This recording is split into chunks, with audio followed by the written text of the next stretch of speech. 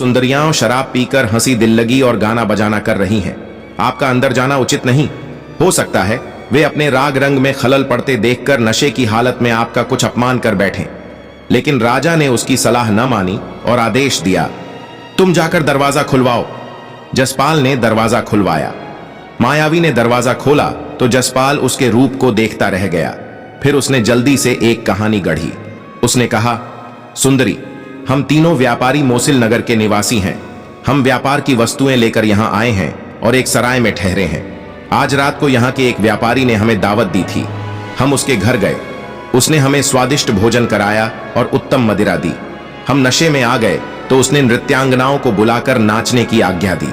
इस राग रंग में काफी समय हो गया और नशे की हंसी और नाच गाने की आवाज बाहर जाने लगी। उसी समय संयोगवश शहर का कोतवाल गश्त लेकर वहां से निकला और उसने उस घर पर छापा मार दिया। दरवाजा खुलवाकर उसने सब उलट पलट कर दिया और कई लोगों को गिरफ्तार कर लिया। हम जान बचाकर एक दीवार से बाहर कूद गए। जसपाल ने आगे कहा, हम इस शहर में किसी को नहीं जानते, न यहाँ के रास्ते पहचानते हैं। हमें डर है कि इधर उधर भटकते हुए सराय तक कैसे पहुंचेंगे। हो सकता है सराय का दरवाजा बंद हो गया हो और हम रात भर गलियों में भटकते रहें। यह भी संभव है कि वही कोतवाल गश्त लगाता हुआ आ निकले और हमें बंद कर दे।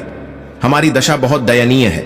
सुंदरी, तुम दया करके अनुमति दो तो हम रात भर के लिए तुम्हारे भवन में किसी जगह पड़े रहें।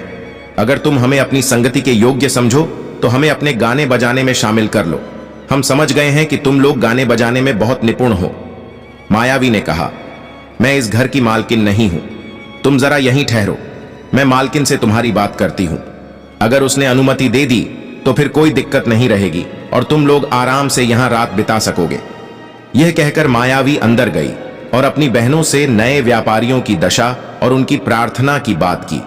दोनों ने आपस में और मायावी के साथ मंत्रणा की और कहा, उन्हें भी अंदर ले आओ।